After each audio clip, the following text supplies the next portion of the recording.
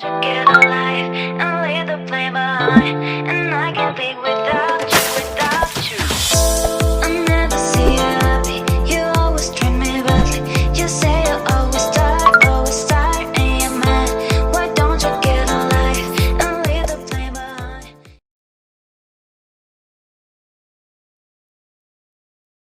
Assalamualaikum warahmatullahi wabarakatuh. Waalaikumsalam. Salam sejahtera untuk kita semuanya. Om Swastiastu, Namo Buddhaya, salam kebajikan. Bertemu lagi dengan saya, Pramudara Lambang di OMG, obrolan malam Jumat yang pada hari ini memasuki edisi ke-64. Webinar ini disponsori oleh Everyday Laundry, Coklat 5 Kostel, dan didukung penuh oleh Prams Management. Susunan sesi pada webinar kali ini adalah pembukaan, tadi sudah saya lakukan. Kemudian presentasi oleh narasumber minimal 45 menit. Nanti Bapak Ibu jika ada pertanyaan di tengah-tengah penjelasan dari narasumber, monggo silakan ditulis di kolom chat. Dan menariknya, untuk 2 orang penanya yang paling baik dan paling menarik, nanti saya undi untuk mendapatkan saldo OVO senilai Rp25.000 untuk 2 orang pemenang. Kemudian dilanjutkan dengan Q&A atau tanya jawab. Yang keempat adalah Zoom UMKM Expo. Jadi Bapak Ibu dan Coach Fitra yang baru pertama kali join di webinar kali ini, maksud dan tujuan Zoom UMKM Expo adalah Bapak Ibu boleh mempromosikan bisnis dan usahanya, berbicara langsung di depan kamera maksimal 3 menit. Mohon tidak berupa tayangan video atau brosur. Ini ada unsur edukasinya Coach Fitra dan Bapak Ibu agar Bapak Ibu berani berbicara di depan kamera. Kemudian dilanjutkan dengan foto bersama. Kemudian yang keenam adalah closing statement dan pengumuman pemenang. Kemudian terakhir penutup. Tema yang kita bahas pada malam hari ini adalah membangun teamwork yang solid. Jadi Bapak Ibu semuanya, dalam perusahaan sukses tidaknya itu bukan tergantung dari owner, tapi tergantung dari kerjasama kita, dari teamwork atau rekan kerja yang kita bangun. Pertanyaannya, bagaimana cara membangun teamwork yang baik dan yang solid? Untuk membahas masalah ini, saya undang Coach Fitra. Beliau ini adalah mentor bisnis yang sangat berpengalaman puluhan tahun, yang sudah menangani beberapa perusahaan.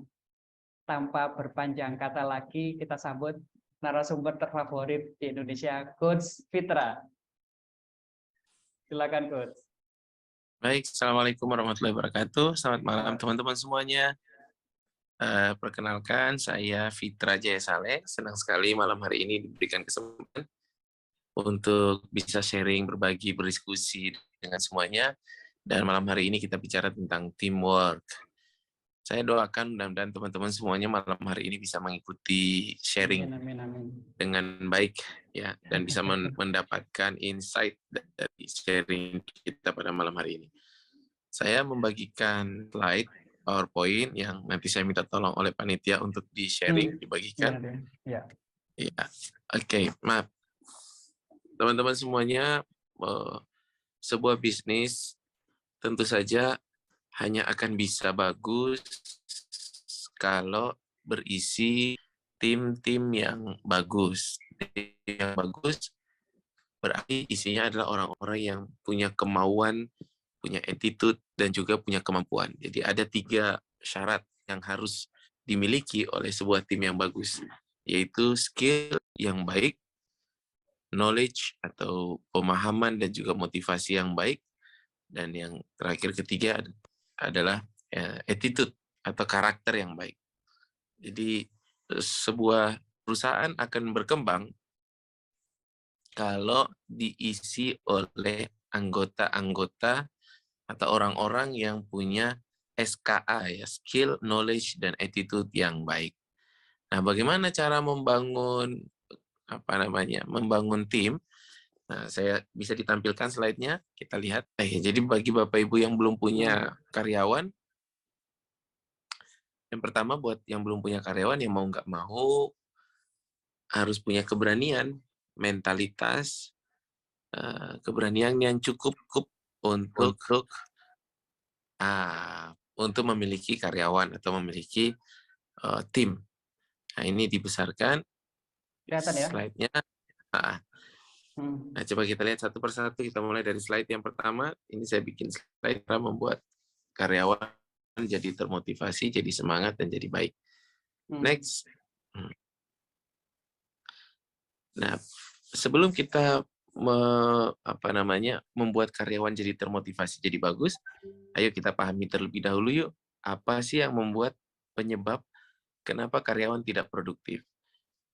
Tentu saja karyawan tidak produktif ini akan menyebabkan biaya kita, cost-nya terlalu tinggi dalam beroperasional. Jadi cara untuk membuat cost rendah ya adalah dengan menaikkan kinerja dari karyawan. Nah, apa sih penyebab karyawan tidak produktif? Kita lihat next berikutnya. Ada 2 penyebab utama karyawan menjadi tidak produktif, tidak bekerja dengan baik. Ada penyebab eksternal dan ada penyebab internal. Nah, penyebab eksternal yang membuat karyawan tidak bagus kerjanya adalah yang pertama adalah masalah yang mereka miliki di rumah. Jadi kadang-kadang masalah-masalah di rumah, masalah-masalah yang dihadapi oleh karyawan itu bisa kebawa sampai di kantor. Yang menyebabkan emosi atau menyebabkan kinerja karyawan jadi menurun. Jadi ini penyebab pertama. Yang kedua, penyebab eksternal yang bisa membuat kinerja menurun, kecepatan dalam produktivitas menurun, adalah karyawannya sakit-sakitan. Nah, ini kalau Bapak Ibu punya tim atau karyawan yang sakit-sakitan, ini tentu saja sudah harus mengambil tindakan apa yang harus dilakukan supaya kinerjanya bisa meningkat. Karena kalau punya karyawan sakit-sakitan tentu saja sering libur, atau kalau nggak libur ya kerjanya jadi pelan karena sering sakit gitu, tidak kuat ya. Yang ketiga penyebab eksternal kenapa karyawan itu tidak produktif adalah punya banyak amanah di luar kantor.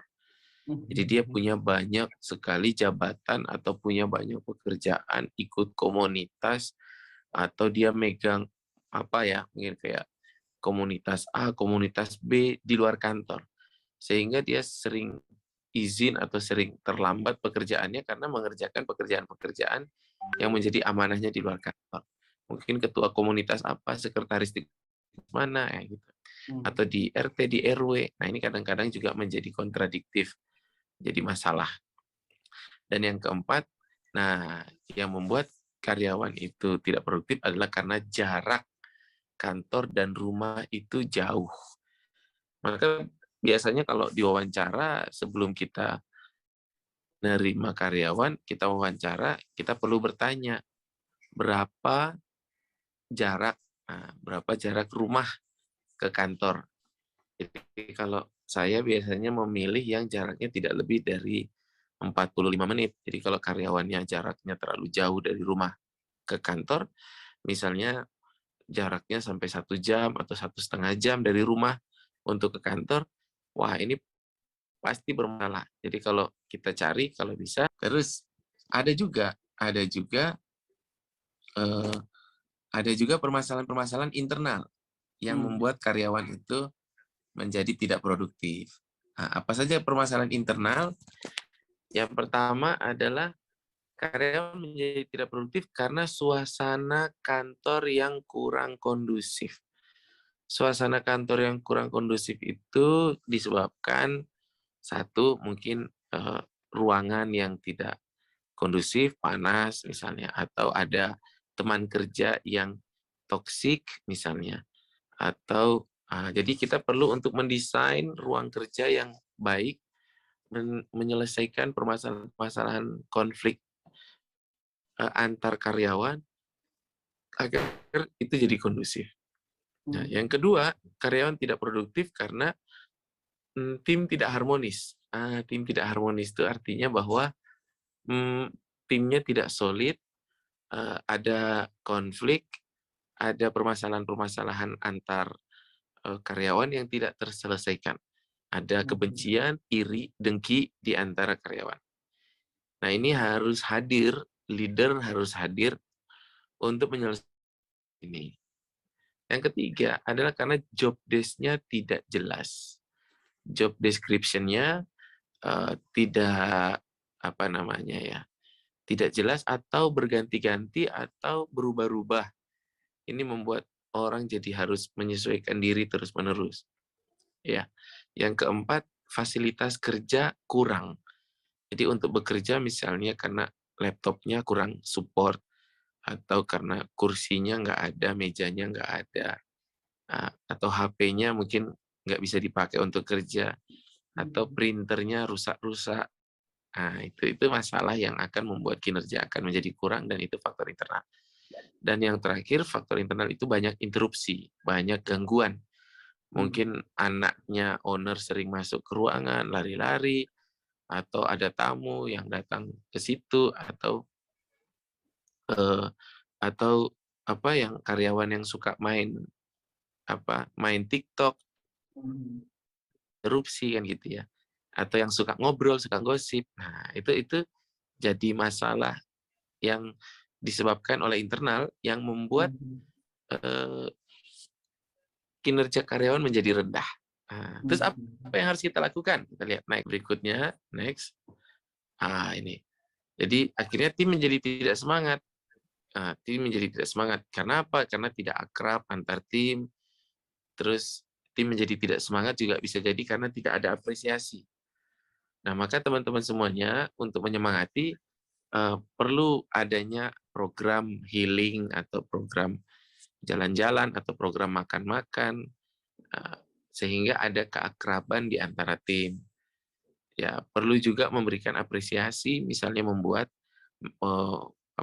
employee of the month itu, jadi siapa yang karyawan yang terbaik mendapatkan hadiah, misalnya di bulan itu mulai ringan-ringan saja, misalnya hadiah voucher 50.000 atau 100.000, itu akan sangat-sangat membuat karyawan menjadi semangat. Bisa juga tidak semangat karyawan itu karena pekerjaannya tidak menantang, membosankan. Ya, pekerjaannya itu-itu saja atau terlalu lama mengerjakan sebuah pekerjaan yang terus-menerus. Nah, dan yang keempat juga karyawan menjadi tidak semangat bisa jadi karena kurang perhatian dari atasan. Jadi tidak ada mentoring, tidak ditemenin, tidak dituntun, tidak diajarin, tidak dikasih tahu caranya, tidak di-training. Nah, maka perlu dilakukan training, perlu dilakukan mentoring, perlu diajak diskusi. Nah, jadi sebagai atasan harus hadir untuk mendampingi pertumbuhan dari karyawan supaya mereka mampu untuk bekerja. Terus kadang menjadi tidak semangat juga karena tidak ada acara bersama dan tidak pernah didengar. Jadi kalau karyawan memberikan masukan atau bahkan tidak ada saran, biasanya kami ada namanya pekan ide. Jadi di mana setiap karyawan itu memberikan saran, dan saran terbaik atau usulan terbaik, setiap orang harus memberikan saran, dan usulan terbaik itu mendapatkan hadiah. Kadang LM atau logam mulia 0,1 atau 1 gram. Nah, itu membuat mereka semangat untuk memberikan saran. Jadi harus ada forum yang membuat karyawan itu bisa memberikan masukan atau bisa memberikan saran. Sehingga karyawan itu tidak ngobrol atau tidak ngomong di belakang. Tapi ngomongnya di forum yang memang sudah. Nah, itu. Nah, berikutnya, next. Nah, apa itu tim? Nah, karena kita bicara tentang teamwork, kita perlu memahami dulu apa itu tim. Tim didefinisikan sebagai kelompok atau sekumpulan orang yang berinteraksi, bekerja bersama untuk mencapai tujuan bersama. Nah, mereka dengan keterampilannya menggabungkan bakat-bakat individunya yang sesuai dengan semangat tim yang positif, dan mereka bekerja sama untuk mencapai hasil. Jadi teamwork itu mereka bersinergi, berirama. Bersinergi artinya kerja mereka itu saling terpaut satu dengan yang lain. Berirama maksudnya saling mendukung, mensupport gitu satu dengan yang lain. dan tujuannya adalah tujuan bersama. Jadi ada satu tukang A, satunya lagi tukang B. Jadi tukang A dan tukang B itu bekerja bersama untuk mencapai tujuan yang sudah dibuat. Walaupun pekerjaannya berbeda, walaupun pekerjaannya tidak sama, tapi tujuannya sama. Nah, itu yang didefinisikan sebagai teamwork. Dan kalau Bapak Ibu punya impian besar, kalau punya cita besar, tidak ada cara lain. Impian besar membangun tim. Impian besar hanya bisa dicapai dengan kerja tim. Tidak ada impian besar yang bisa dikerjakan sendiri. Tidak ada yang namanya Superman. Tidak ada yang namanya orang yang bisa sendirian mencapai impian besar. Harus mampu membangun super tim. Ya, super tim, orang yang berisi orang-orang yang punya skill-skill tertentu, yang bekerja bersama-sama, saling dukung, saling support untuk mencapai tujuan bersama. Nah, pertanyaannya, apakah Bapak Ibu sudah punya tim yang punya bekerja bersama untuk membangun, mencapai tujuan bersama? Next, berikutnya. Ya, kita lihat berikutnya slide-nya. Apa yang dilakukan oleh tim atau apa yang dikerjakan oleh tim? Bekerja bersama-sama menuju tujuan. Yang kedua, punya tanggung jawab bersama. Nah, jadi kalau tidak bekerja sama itu bukan tim. Kalau tidak ada tanggung jawab itu juga bukan tim. Yang ketiga, saling ketergantungan. Karena pekerjaan A hanya bisa diselesaikan kalau B juga selesai. B juga selesai bisa mengerjakan kalau C-nya selesai. Jadi saling bergantungan. Jadi paralel gitu ya. Dan pengambilan keputusan secara kolaboratif. Mereka mengambil keputusan secara bersama-sama. Itu yang disebut dengan tim. Nah, next, berikutnya. Nah, bagaimana memotivasi? Sebelum memotivasi, kita lihat dulu apa itu motivasi. Motivasi adalah seni untuk membuat orang melakukan apa yang Anda atau kita inginkan. Mereka melakukan karena mereka ingin melakukannya. Jadi mereka senang melakukannya. Itu motivasi. Untuk memotivasi anggota tim, kita membantu mereka menjadi produktif dan juga menjadi yang terbaik yang mereka bisa.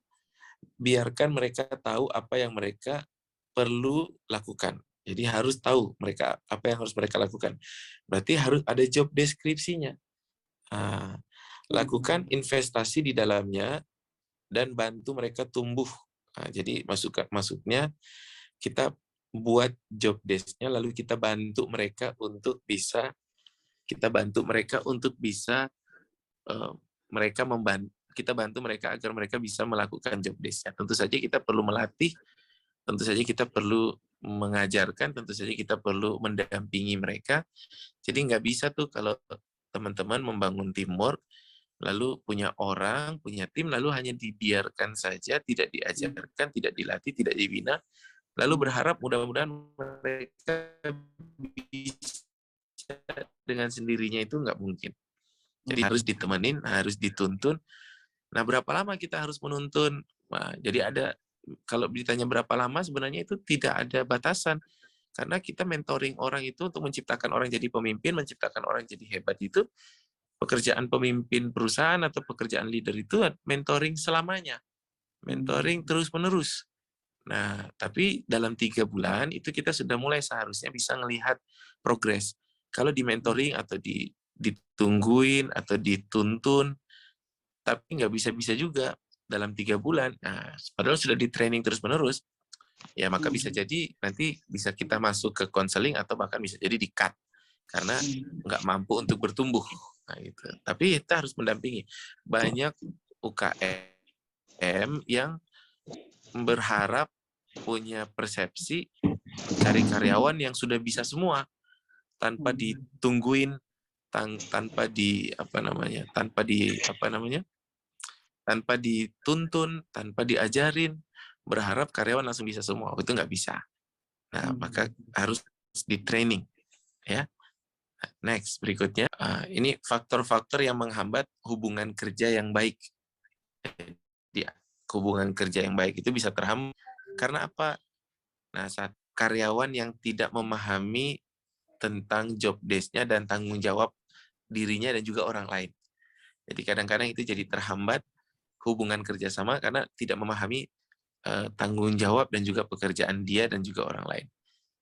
Jadi akhirnya teamwork jadi tidak bisa terbangun. Yang kedua, kerjasama jadi tidak bisa terbangun karena mengabaikan perasaan orang lain. Jadi dia tidak memikirkan perasaan orang lain. Yang ketiga, karena kurangnya kepemimpinan, artinya tidak ada mentor, tidak ada pemimpin yang hadir, jadi karyawan kerja sendiri, atasannya tidak mendampingi, tidak membantu. Terus kurangnya privasi. Nah, kurangnya privasi ini juga bisa menghambat hubungan kerja yang jadi kurang baik. Terus sikap kerja yang buruk, maksudnya attitude yang buruk. Jadi kayak cuek, attitude yang buruk tuh kayak tidak bertanggung jawab, attitude yang buruk tuh misalnya untuk rapat staff. Nah, ini menjadi teman-teman sebaiknya rapat antar karyawan itu dilakukan seminggu 1 kali. Ya, rapat itu biasanya hari Senin, bisa dari jam 9 atau jam 10 sampai dengan mungkin jam 12 setiap minggu, yang isinya membahas tentang evaluasi minggu kemarin dan juga membuat perencanaan untuk minggu berikutnya. Terus beban kerja yang tidak merata, artinya ada yang bekerjanya banyak sekali, ada yang tidak. Sehingga itu menjadi penghambat juga dan tidak ada umpan balik atau feedback kepada karyawan. Tidak ada namanya performance management. Jadi kita atasan tidak mengukur apa yang sudah dilakukan oleh karyawan dan juga tidak memberikan karyawan atas apa yang sudah dilakukan. Nah, kalau itu terjadi maka itu membuat menghambat hubungan kerja atau saling kerjanya itu jadi tidak baik. Berikutnya next, tanda-tanda kalau hubungan kerjanya baik itu apa? Kalau hubungan kerja antara satu dan lainnya itu teamwork-nya bagus, dalam perusahaan itu tandanya satu, adanya keterbukaan dan kemauan untuk berkomunikasi. Jadi mereka saling ngomong, saling sinergi, saling komunikasi. Artinya kalau karyawan tidak saling ngomong, ada yang tidak saling ngomong, itu bermasalah. Yang kedua, adanya kepercayaan, ya, sopan dan juga kesetiaan. Yang ketiga, berbicara kritik membangun. Jadi berbicara secara terbuka, jadi berani mengkritik, gitu. Berani mengkritik tapi kritiknya membangun, bukan kritik untuk menghina gitu ya. Dan itu berani untuk dilakukan. Jadi orang mau bicara gitu. Kalau orang tidak bicara itu nggak bagus. Terus tandanya kinerja tim itu bagus, teamwork-nya menghormati orang lain. Ya, mati adanya rasa saling hormat di antara tim. Terus berikutnya mengenali bakat orang lain. Artinya dalam membangun kerjasama akan bagus. Tandanya adalah kita saling tahu apa kelebihan di antara tim itu, kelebihan tim-tim yang lain itu seperti apa. Terus kepedulian, ya, yang tulus terhadap orang lain. Jadi ada kepedulian. Dan yang terakhir, mengakui pekerjaan yang dilakukan dengan pekerjaan orang lain dengan baik. Jadi ada tanda-tanda bahwa kita tuh kerjanya harmonis. Nah, inilah ya. Berikutnya, next, pentingnya untuk memotivasi tim. Nah, jadi jika teman-teman tidak memotivasi, maka ini akan buruk. Kenapa harus memotivasi tim? Satu, tim akan menjadi lebih produktif. Dua, dengan memotivasi tim, maka mengurangi stres. Yang ketiga, tim akan menjadi lebih percaya diri. Terakhir adalah tingkat retensi yang tinggi. Maksudnya mereka betah bekerja di situ, betah jadi karyawan di situ. Jadi kalau tidak ada motivasi, tidak dituntun, produktivitas menjadi rendah. Gitu. Nah, saya sekali lagi banyak melihat leader bisnis atau UKM yang jualan punya karyawan, tapi karyawannya tidak dituntun, tidak di-training, tidak diolah dengan baik, bahkan tidak diajak ngobrol, memimpin atau memotivasi karyawannya. Gitu. Next, berikutnya. Nah, maka gimana caranya kita untuk membangun teamwork? Yang pertama ada 2 pendekatan, pendekatan dari atasan dan pendekatan dari secara sistemik. Yang pertama pendekatan dari leader. Sebagai leader kita harus ngapain untuk membuat tim termotivasi? Yang pertama kita perlu merespek. Respek artinya menghormati anggota tim kita, mulai dari bahasa yang kita pakai, jangan pakai bahasa yang kasar, merendahkan, harus pakai bahasa yang menghormati dirinya, menghormati pekerjaan. Jadi intinya karyawan harus mendapatkan rasa hormat. Nah, ada orang yang mungkin sama karyawan tidak hormat gitu karena merendahkan atau merasa dia kan cuma karyawan gitu. Jadi dari cara berbicara itu merendahkan. Jadi yang pertama untuk bisa memotivasi karyawan adalah ya kita menghormati mereka, menghormati karyawan, mulai dengan cara berbicara atau panggilan, dan juga menghormati pekerjaan. Bahwa kita sadar bahwa perusahaan tidak mungkin bisa untuk sukses tanpa mereka, tanpa karyawan yang bekerja. Nah, mulai dari situ sebagai leader. Yang kedua, sebagai leader, berikutnya, yang kedua, berikan kepercayaan. Ya. Jadi, beri kesempatan mereka untuk bertumbuh, melakukan sesuatu, dan kasih kesempatan mereka untuk salah. Kasih kesempatan mereka untuk belajar. Jadi kadang-kadang karyawan tidak bisa bertumbuh karena leadernya tidak menerima kesalahan, tidak menerima terjadinya kesalahan. Jadi akhirnya tidak memberikan kepercayaan, akhirnya karyawannya tidak bisa bertumbuh. Ya, next berikutnya untuk memotivasi dan membuat leader yang harus fleksibel. Jadi sebagai leader tidak kaku. Ya, jadi tidak kaku. Jadi fleksibel maksudnya tidak memperlakukan semua karyawan sama. Ya. Jadi melihat tiap karyawan dengan kemampuan dan potensi mereka masing-masing. Jadi fleksibel ya, gitu. Ya, jadi tidak menyamaratakan semua karyawan dianggap sama. Ada karyawan yang tumbuhannya lambat, ada karyawan yang tumbuhannya cepat.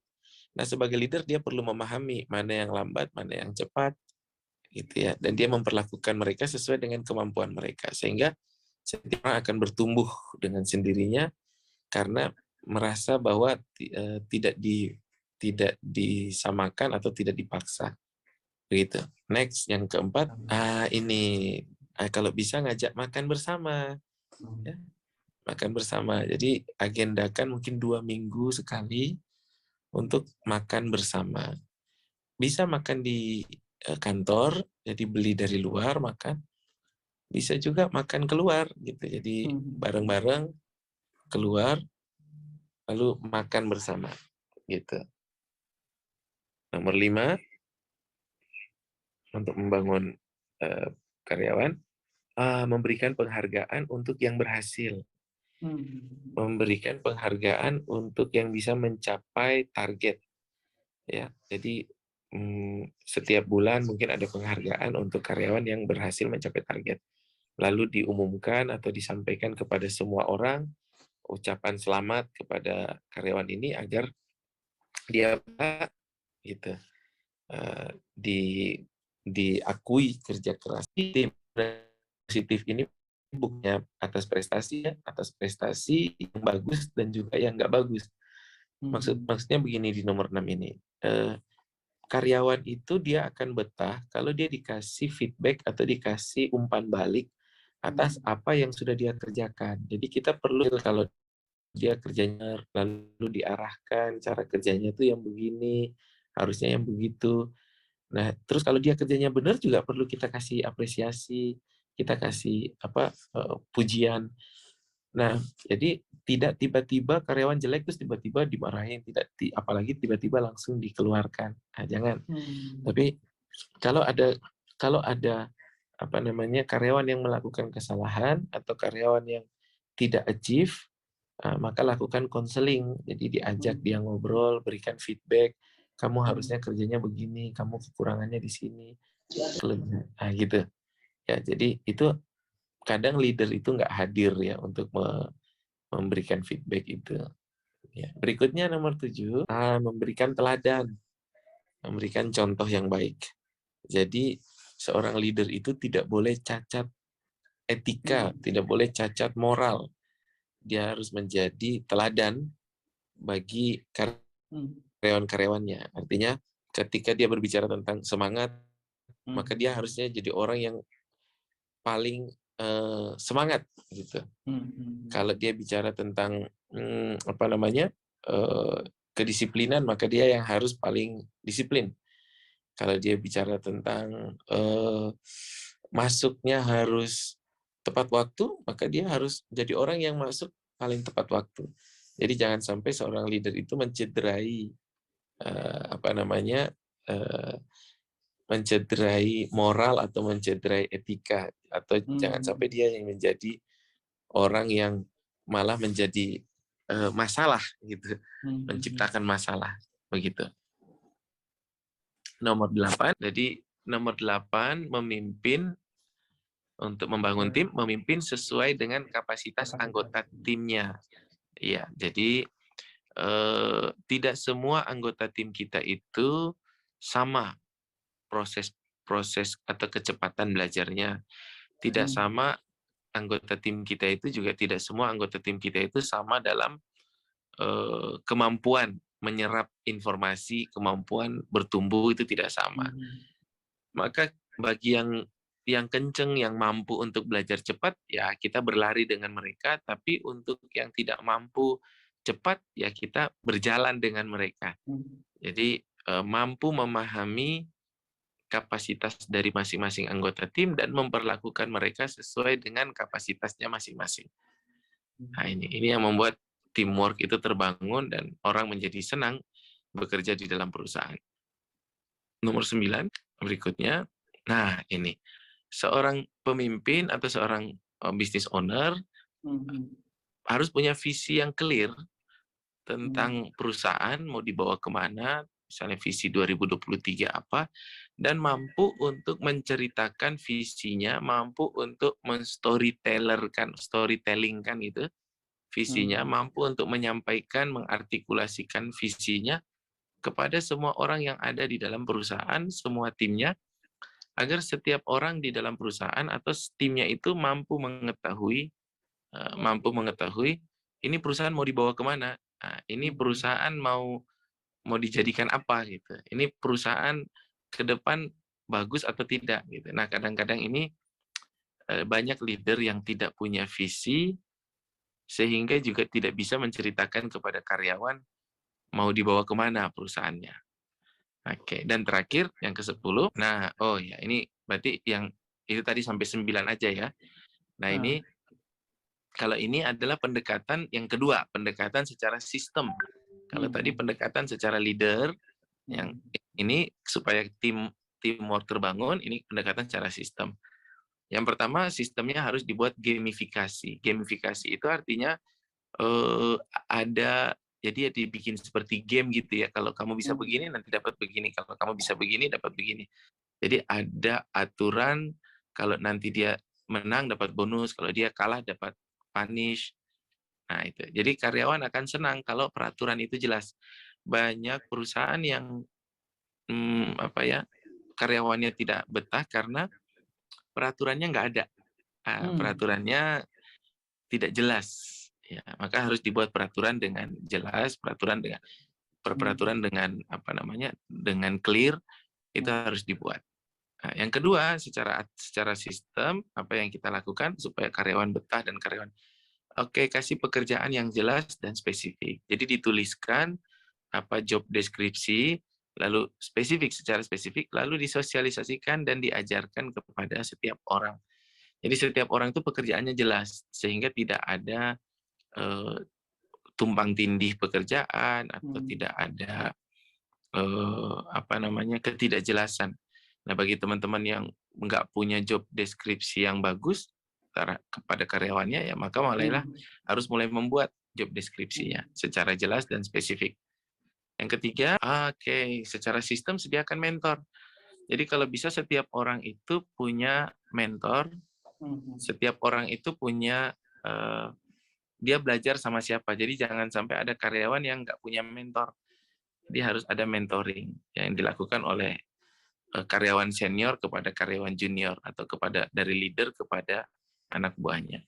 Yang keempat, bikin sistem reward yang transparan yang mampu memotivasi karyawan. Jadi harus ada sistem reward yang bisa didapatkan berdasarkan pencapaian dari ini. Tentu saja ini mungkin teman-teman ada yang bertanya ya, cara membuat sistem reward-nya bagaimana, cara membuat job desk-nya bagaimana. Nah, itu pasti itu butuh penjelasan.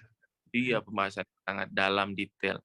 Saya biasanya punya training-training itu tuh sampai 3 hari gitu hanya untuk membuat membuat job desk, membuat nah, itu banyak sekali. Nah, apa yang saya sampaikan tentu saja ini adalah kulit atau permukaan untuk membuat leader atau membuat perusahaan itu jadi aware, oh saya harus bikin ini ya, saya harus bikin itu ya, cara bikinnya ya, wah itu butuh penjelasan yang panjang sekali.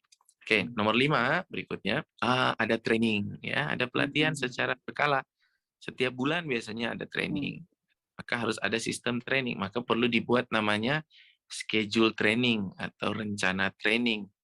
Training untuk meningkatkan skill atau meningkatkan kemampuan dari para karyawan. Ya, yang mentraining siapa? Yang mentraining bisa jadi owner atau bisa juga yang mentraining adalah panggil orang dari luar untuk mentraining.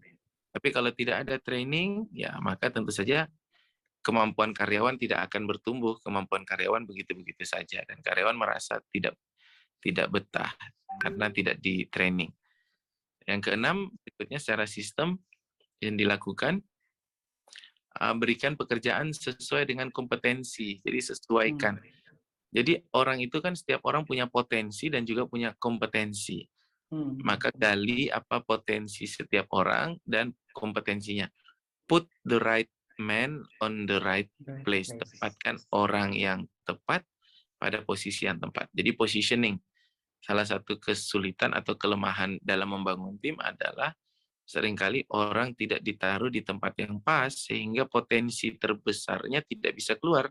Potensi terbaik orang itu tidak bisa keluar karena bukan karena dia nggak bagus di posisi itu, tapi karena dia ditempatkan di posisi yang tidak sesuai atau tidak cocok karena dia tidak punya kemampuan di situ. Gitu. Nomor 7, kita lihat berikutnya. Ini memberikan, ada ya sampai perusahaan itu memberikan saham, terutama untuk orang-orang yang benar-benar punya kontribusi yang sangat besar, tapi kalau hanya untuk yang biasa-biasa kasih insentif. Ya. Kalau teman-teman nanya gimana cara ngitung insentif, wah ini harus ada papan tulis, harus dihitung satu persatunya. Ya, harus ada sistem insentif untuk orang yang bisa jualan atau menghasilkan omset itu harus ada sistem insentif. Biasanya di kelas saya ngajarin model-model insentif seperti apa gitu ya.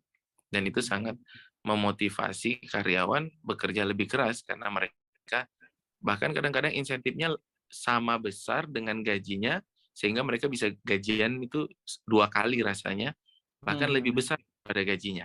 Wah itu sangat sangat memotivasi sekali. Nomor 8, ya kalau tidak ada sistem insentif nanti orang berpikir kerja sedikit sama kerja banyak nggak ada bedanya. Kenapa harus kerja banyak? Mending kerja sedikit aja. Terus nomor 8, ciptakan lingkungan kolaboratif. Ya, kolaboratif antar tim. Maka memang perlu acara-acara main keluar atau acara-acara bersama itu untuk membuat kolaborasi. Bapak dan Ibu semuanya, jadi ada 2 pendekatan besar, pendekatan dari leader maupun pendekatan secara sistem yang perlu dilakukan untuk membuat karyawan menjadi lebih produktif, menjadikan teamwork menjadi lebih baik. Nah, itu mungkin penjelasan singkat dari saya. Mudah-mudahan Bapak Ibu nanti tadi bisa di di screenshot mungkin ya atau di nanti saya bagikan nanti. Oh, nanti dibagikan. Iya. Boleh. Kalau yang mau tanya mungkin kasih kesempatan 1 atau 2 pertanyaan. Kali kita bahas. Mantap. Ini pembahasannya nih sangat-sangat detail ini Coach Fitra ini. Oke, saya ingatkan lagi Bapak Ibu yang menginginkan e-sertifikat, silakan untuk mengisi formulir absensinya. Kita menuju ke sesi Q&A atau tanya jawab. Pertanyaannya dari saya ini, Coach. tadi faktor-faktor yang menghambat untuk karyawan motivasi itu bagaimana jika gajinya itu kurang dari UMR, tapi suasana kerja ini sangat sangat menyenangkan, sangat mendukung. Kalau menurut Coach Fitra itu, kalau fenomena seperti ini bagaimana, Coach? Ya, jadi ini ada dua hal. Yang pertama, UMR itu tidak harus semua perusahaan. Jadi ada aturannya. Jadi kalau nggak salah nanti coba dibaca di Google ya, kalau nggak salah UMR itu untuk perusahaan yang asetnya di atas 2 triliun atau enggak 2 triliun, berapa gitu ya, berapa puluh miliar gitu, 50 miliar kalau nggak salah, dan juga karyawan di atas mungkin 50 orang. Jadi untuk UKM itu tidak wajib atau tidak diwajibkan untuk UMR. Jadi UMR itu yang untuk yang pabrik-pabrik gitu-gitu ya. Yang pertama, artinya kalau kita jangan takut sama UMR. Nanti kalau mau punya karyawan kok udah mikir, wah nggak mampu bayar UMR. Oh enggak, bayar sesuai dengan kemampuan. Pada saat kita wawancara, pada saat wawancara calon karyawan, kita kasih pertanyaan berapa harapan gaji, lalu kita negosiasi. Perusahaan kami ke perusahaannya masih kecil, bisanya baru bisa memberikan gaji sekian-sekian, apakah bersedia? Kalau bersedia, ayo. Kalau nggak bersedia, ya cari lagi. Dan masih banyak orang di luar sana yang butuh pekerjaan. Gitu. Yang kedua, poinnya adalah gaji itu faktor kesekian, bukan faktor pertama yang membuat karyawan itu semangat. Jadi faktor pertama yang membuat karyawan itu semangat adalah faktor kenyamanan dalam bekerja, bukan faktor gaji. Gajinya mungkin tidak besar, yang mungkin kecil, namun karena faktor kenyamanan, artinya orang itu nyaman dalam bekerja, dia ditemenin, di mentoring, diajak di training, maka karena dia mendapatkan semua itu, maka dia merasa nyaman dan akhirnya dia akan betah. Jadi jangan takut ya teman-teman yang mau punya karyawan terus mikir nanti nggak bisa bayar, nanti UMR nggak bisa, enggak. Yang penting kasih kenyamanan. Artinya kerja bareng-bareng, ya gitu ya, yang tadi saya sampaikan itu ya, apa yang harus dilakukan. Kalau itu semua dilakukan, soal gaji mah nomor sekian. Gaji itu mungkin nomor 6, nomor 7 ya, nomor 1 sampai 5 ya tetap Pancasila gitu. Betul. Iya. Iya, ini ada pertanyaan lagi nih Coach dari Pak David ini. Ya, ini bagaimana caranya membuat kepala toko ini, maksudnya beliau ini bagaimana cara melihat seorang yang ditugasi jadi kepala toko ini mempunyai jiwa kepemimpinan, Coach. Oh iya, baik. Itu tentu saja harus dilatih. Training, kata kuncinya adalah training. Jadi kepala toko tidak mungkin bisa meningkatkan kepemimpinan dengan sendirinya, tanpa di training itu nggak bisa. Maka harus trainingnya berkala, trainingnya setiap bulan. Mau nggak mau harus training terus. Jadi tidak ada jawaban lain, harus training. Jadi kalau tidak di training maka tidak akan mungkin bisa. Maka pertanyaannya, apakah Pak David melakukan training secara berkala? Jadi training setiap bulan. Nah, nanti dilihat pertumbuhannya. Kalau dalam 3 bulan kok nggak ada pertumbuhan, nggak ada perbaikan, padahal sudah dikasih tahu cara memimpin itu begini, kalau ada seperti ini, kan ini. Nah, kalau tidak ada melakukan training, ya pasti dia nggak bisa. Tapi kalau sudah di training, 3 bulan nggak ada perkembangan, mungkin dia tidak cocok jadi kepala toko. Mungkin harus. Oke, ini ada pertanyaan lagi nih, Coach. Dari Baik, Pak baik. David, dari Pak David lagi nih. Iya. Dia itu punya karyawan, dia mempromosikan karyawan tersebut untuk menjadi kepala toko. Ini tolak ukurnya dari karyawan menjadi kepala toko itu apa, Coach? Iya. Tolak ukurnya. Gimana? Tolak ukur. Ya. Tolak ukurnya 2 untuk menjadi kepala toko. Dia harus punya 2 kemampuan. Yang pertama kemampuan manajerial, yang kedua kemampuan leadership.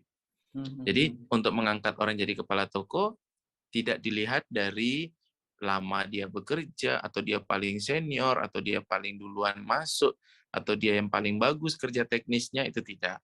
Tapi dilihat dari kemampuan manajerial dan juga kemampuan leadership. Manajerial artinya itu dia punya kemampuan untuk membuat rencana, memonitoring kinerja, memonitoring progres, memotivasi karyawan, itu manajerial. Yang kedua, leadership. Leadership artinya dia punya kemampuan untuk memimpin, mengarahkan, dia mampu mempengaruhi timnya. Nah, kalau dia nggak punya kemampuan leadership, dia nggak bisa memimpin, nggak bisa mempengaruhi karyawan, ya nanti sama aja dia jadi manajer, malah dia kerja sendiri, dia malah nggak kerja tim, malah kerja sendiri. Nah, gitu. Jadi itu yang dilihat. Nah, kebanyakan orang salah dalam mengangkat karyawan jadi kepala toko. Salahnya karena yang diangkat adalah orang yang paling tua, orang yang paling senior, orang yang karena kerabat, karena padahal tidak punya kemampuan leadership, padahal tidak punya kemampuan manajerial. Nah, itu. Wah, sip. Kemudian nih Coach, bagaimana cara sederhana untuk menyusun job description untuk kepala toko atau mungkin buat karyawan semuanya? Gimana? Iya, cara sederhana menyusun job deskripsi kepala toko ya lihat di Google. Tinggal dicari kan. Job deskripsi kepala toko itu paling sederhana gitu. Tinggal dilihat, nanti tinggal disesuaikan, namanya ATM, amati, tiru, modifikasi, gitu. Itu saya kira itu paling sederhana kok. Sip. Kemudian ini Coach, tadi beberapa leader atau mungkin karyawan kita kebanyakan partisipan di sini, audiens ini kan UMKM. Ada beberapa ketakutan dari kami yang seorang pengusaha, kalau karyawan nanti diberikan training atau disekolahkan, nanti jadi pintar.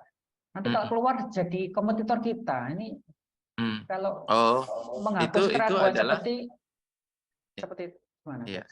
Itu adalah leader yang tidak pinter, itu adalah leader yang tidak pede. Yang berpikir begitu. Nah, jadi leader yang pembelajar, leader yang selalu bertumbuh tidak akan takut untuk mengajarkan orang, karena nggak mungkin perusahaan bertumbuh kalau karyawannya nggak pinter, itu nggak mungkin. Gitu. Jadi perusahaan itu kalau mau bertumbuh harus karyawannya harus pinter. Maka kalau berpikir nanti kalau karyawannya pinter-pinter semua, mereka pada keluar, itu adalah leader yang tidak pede. Jadi pasti semua perusahaan terutama perusahaan-perusahaan besar gitu, pasti akan mentraining karyawannya.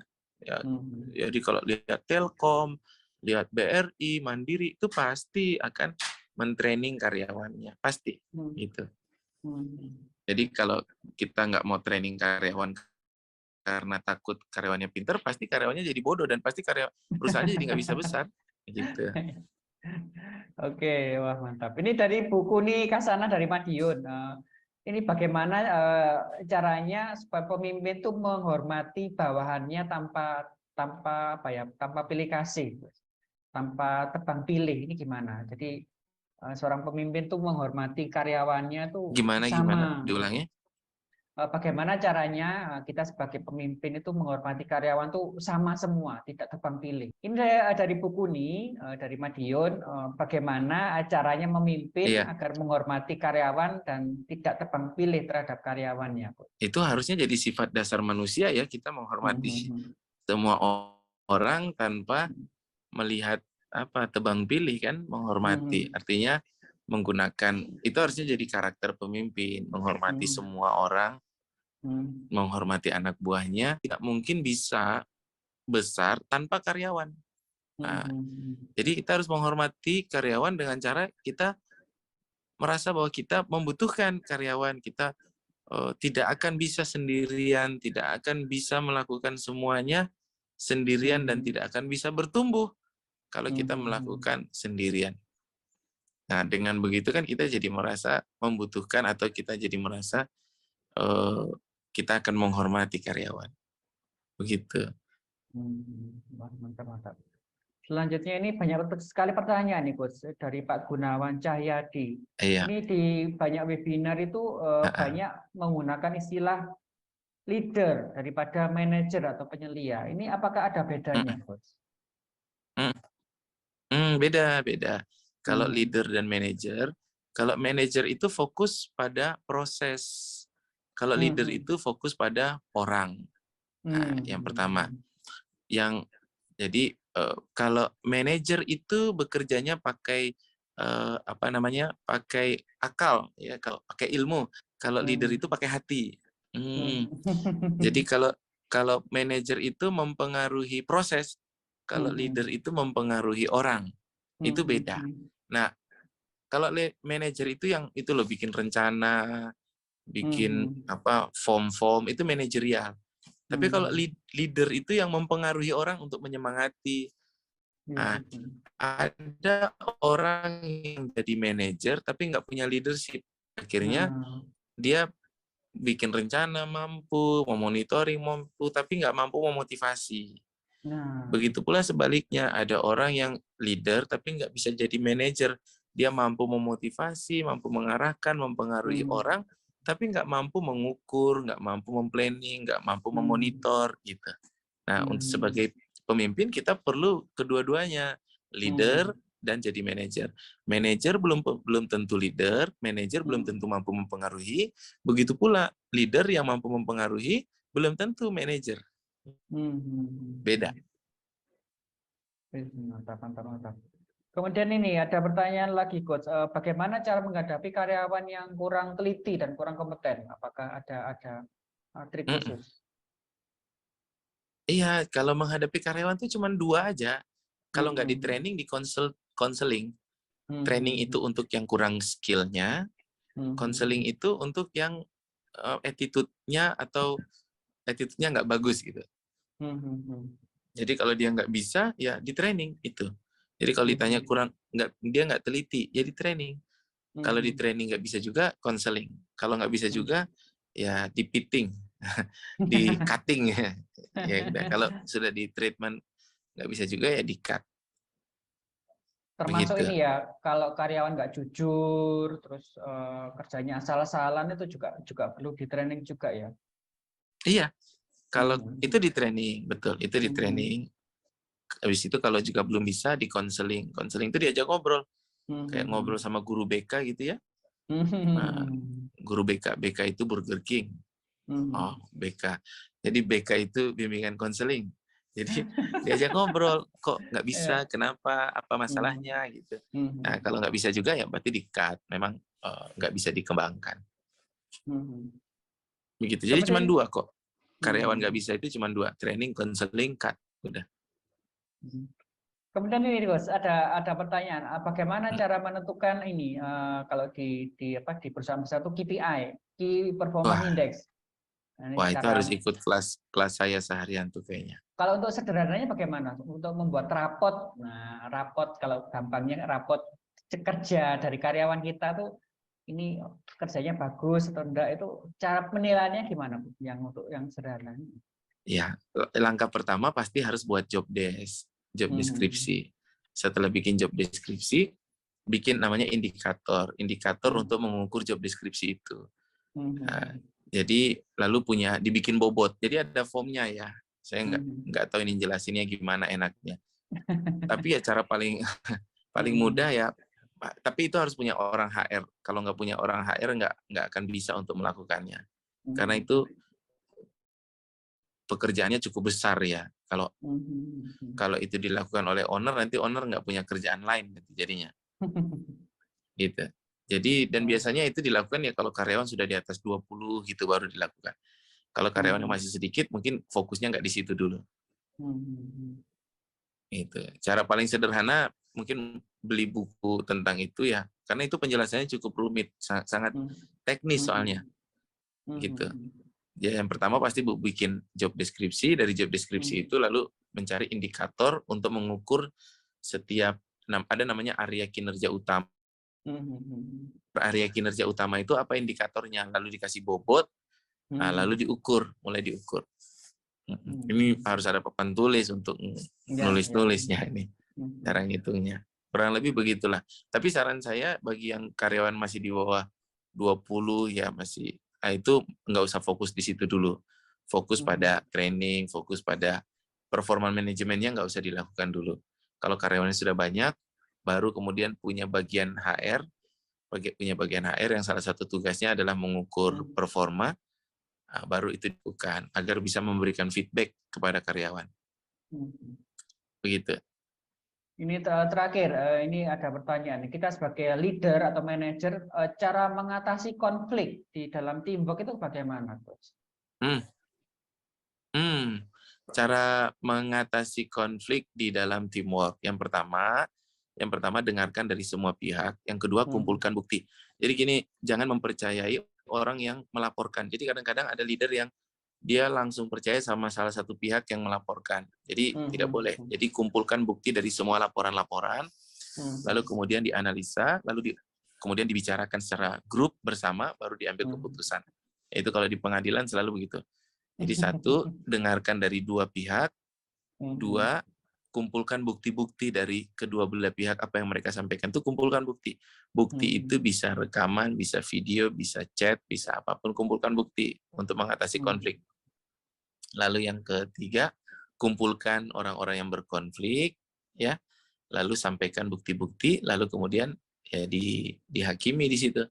Lalu disampaikan tentang hasil investigasi, lalu keputusannya apa, kayak gitu. Dan itu harus dilakukan dengan segera, karena konflik itu tidak akan berhenti sebelum diambil keputusan untuk diselesaikan. Iya, itulah.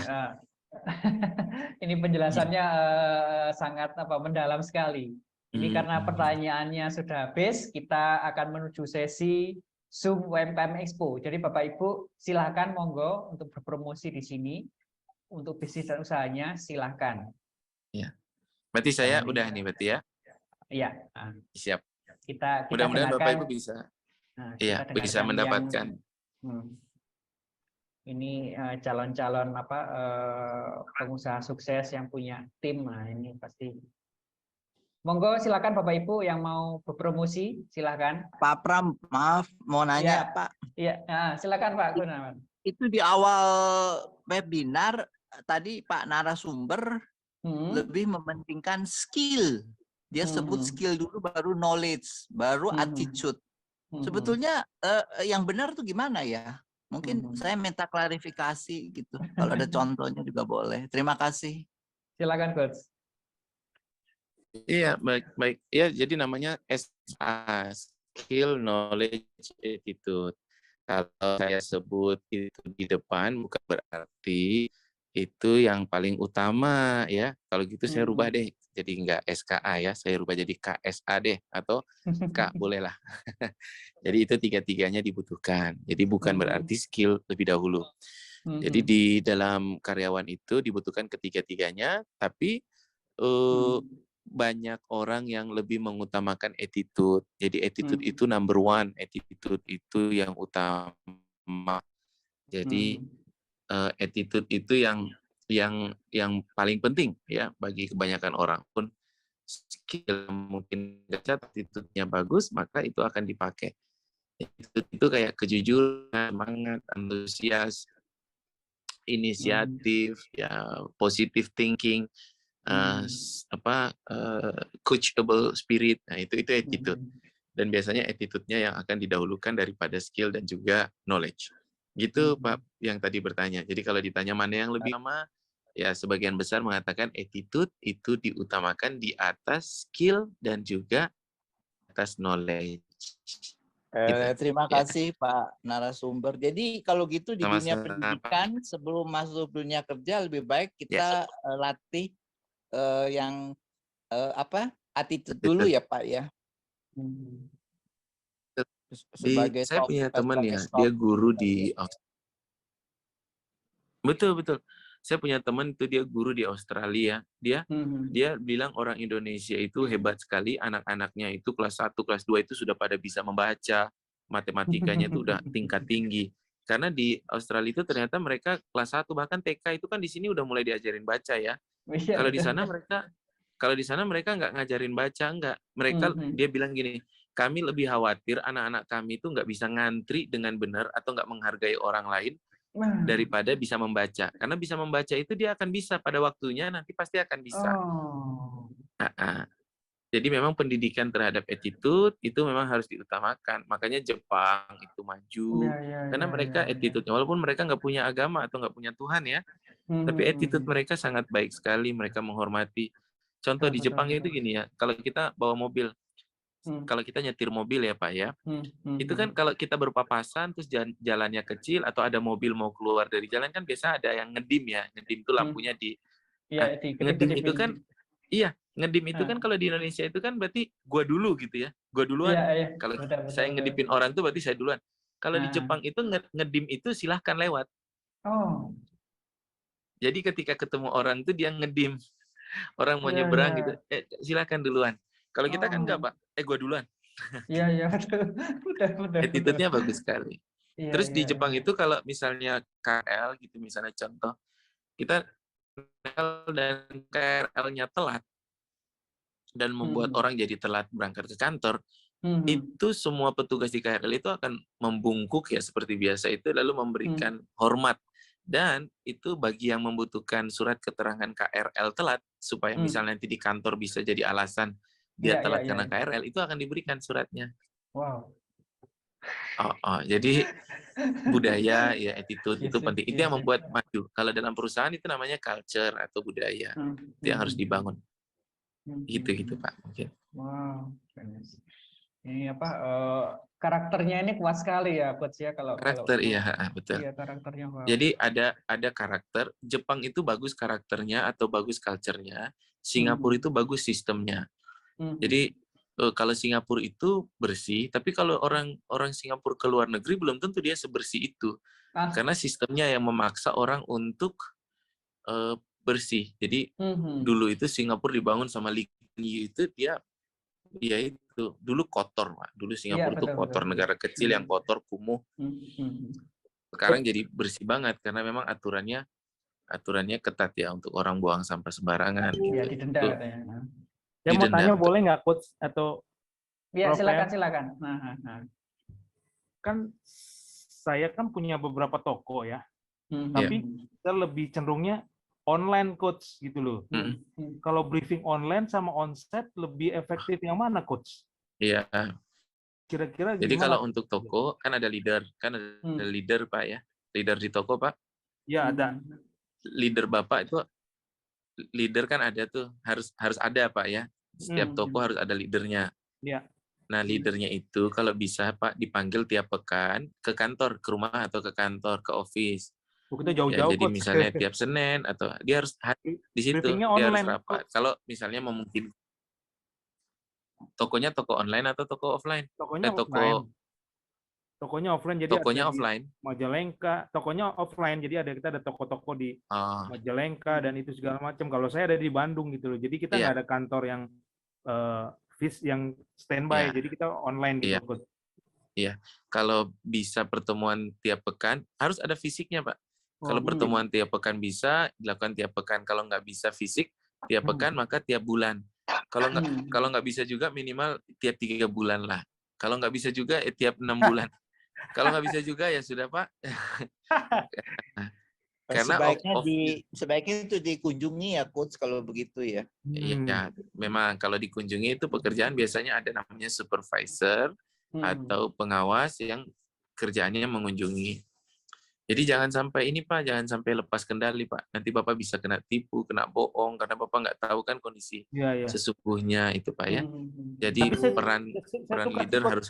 Kadang-kadang seminggu sekali saya briefing online gitu Coach. Iya, online harus dilakukan, tapi offline juga harus, karena ini Pak, dalam proses pengendalian atau kontrol itu ada namanya observasi, ada namanya di dalam audit itu selain observasi, ada namanya kita ngecek dokumen, kita ngelihat kondisi toko. Jadi memang harus ada, ada offline-nya Pak, tidak bisa dipisahkan ya. Itu jangan-jangan Bapak di sana tokonya pintunya udah rusak, becek, kotor, karyawan suka tidur gitu ya. Iya Coach ya. Wah, ini jelasannya mantap ini. Kunjungan di sana ya. Iya Coach, betul Coach. Harus visit juga ya. Siap. Makasih. Siap. Jadi Bapak-Ibu yang masih ada pertanyaan bisa ditanyakan di grup, Coach Fitra masih ada di sana.